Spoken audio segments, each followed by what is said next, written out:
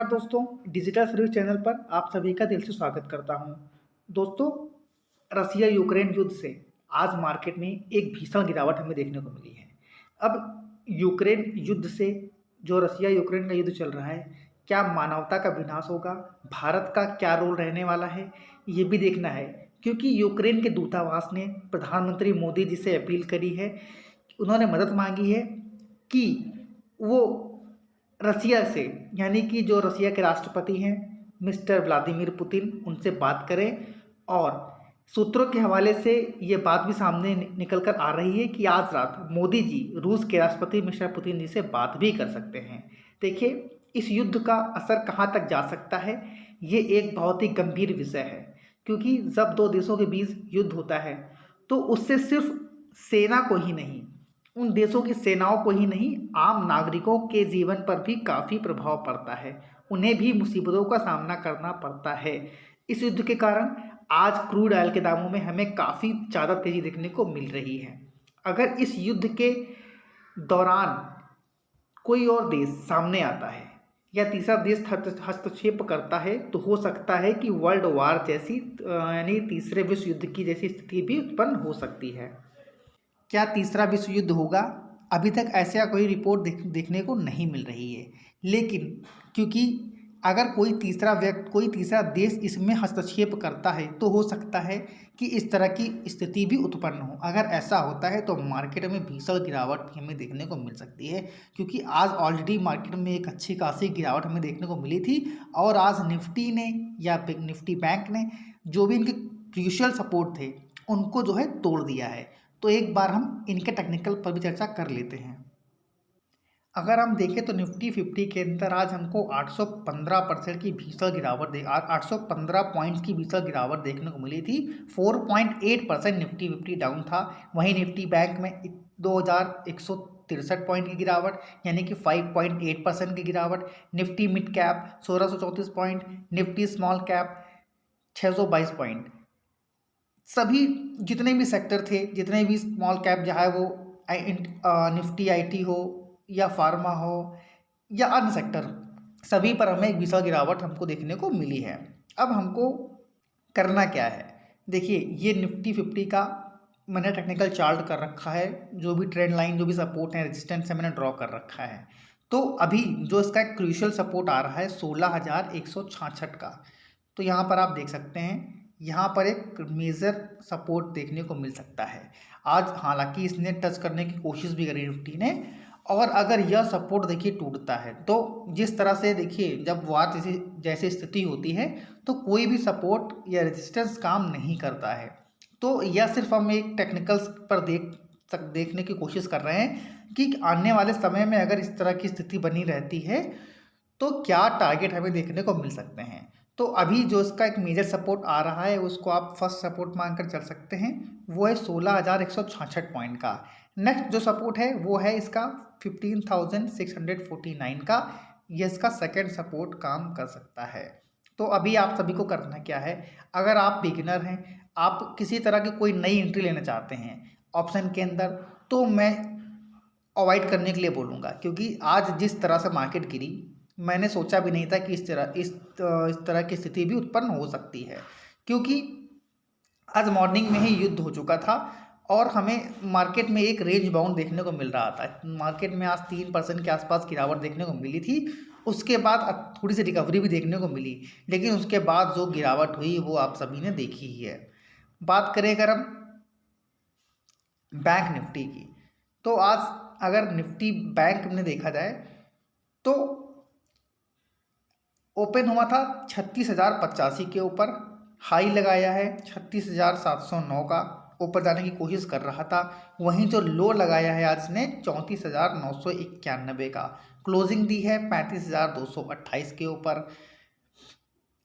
तो वहीं पर इसका सपोर्ट जो निकल कर आ रहा है, जो एक मेजर सपोर्ट था पहले का 35,845, यहाँ पर आप देख सकते हैं क्लोजिंग हुई है 35,228, यानी कि इसने अपने सपोर्ट को तोड़ दिया है। जो इसका एक अभी सपोर्ट निकल कर आ रहा था उसको इसने तोड़ दिया है।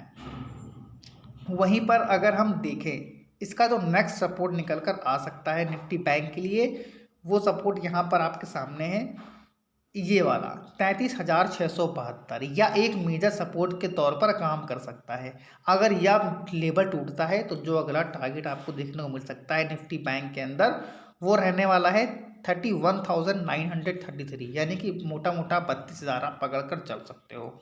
तो यह फर्स्ट सपोर्ट है इसका, ये सेकंड सपोर्ट है। और उसके बाद अगर इस लेवल को भी टूटता है, इस तरह की स्थिति लगातार बनी रहती है, तो हो सकता है कि आपको आने वाले समय में 30,543 पॉइंट भी देखने को 30,543 पर भी निफ्टी बैंक आता हुआ देखने को मिल सकता है।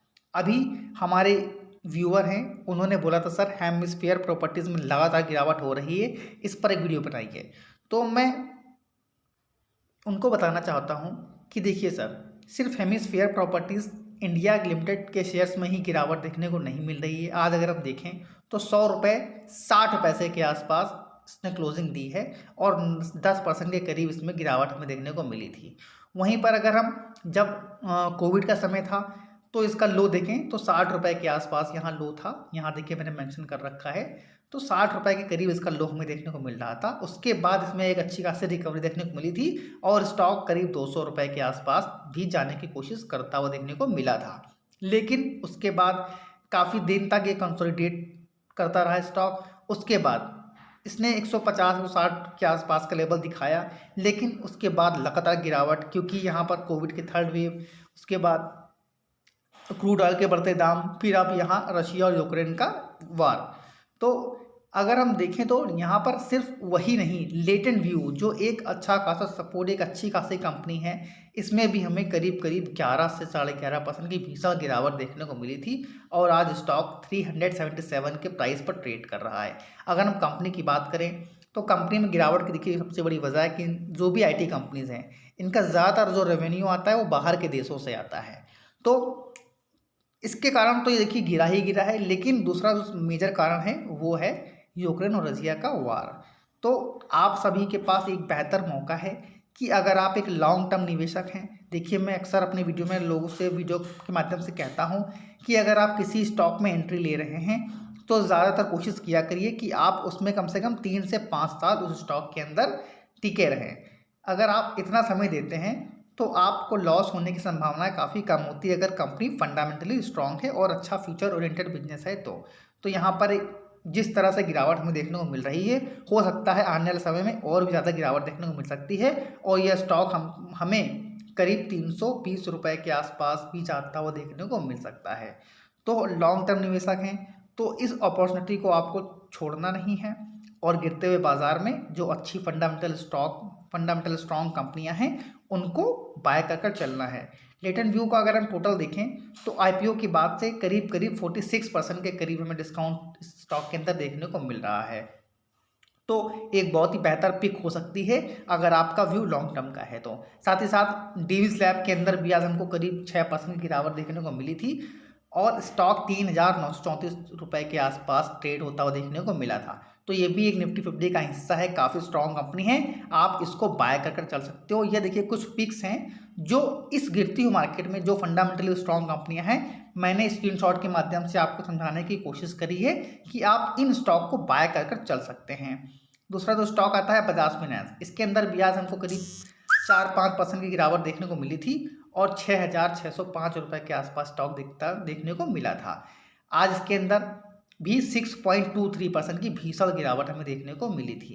इसके साथ ही साथ बजाज फिनसर्व में 5.5% की गिरावट, रिलायंस में 5.23% की गिरावट। तो सिर्फ हेमिस्फीयर ही नहीं दोस्त मेरे, जो मेरे व्यूअर्स हैं, हर एक स्टॉक जो फंडामेंटली काफ़ी स्ट्रॉन्ग कंपनियां हैं उन सभी में हमें अच्छी खासी गिरावट देखने को मिली थी। अगर हम बात करें निफ्टी 50 के अंदर तो आज निफ्टी 50 के अंदर सारे ही सारे शेयर रेड निशान में बंद होते हुए देखने को मिले हैं हमको। यहाँ पर आप देख सकते हैं डिक्लाइन 50 है, एडवांस में 0 है। वहीं निफ्टी 500 में मात्र 7 कंपनियां ही ऐसी थी जो ग्रीन निशान में बंद हुई हैं, बाकी 494 कंपनियों में रेड निशान हमें देखने को मिल रहा है। अब वो जो 7 कंपनियां थी वो कौन कौन सी थी, इसमें हमको ग्रीन में बंद होता हुआ देखने को मिला है, वो है Dhanuka Agritech, Godrej Industries, Orient Electric, Cera sanitary ware, Prism Johnson, AstraZeneca Pharma and Suntech Realty Limited. तो देखिए अभी तक आप लोगों ने जिन्होंने मार्केट में जल्दी ज्वाइन किया होगा, तो उन्होंने अभी तक सिर्फ मार्केट में सिर्फ एक तेज़ी ही देखी होगी। तो अभी आप सभी इन्वेस्टर्स को मैं बताना चाहता हूँ कि यह आप सभी के लिए एक परीक्षा की घड़ी है।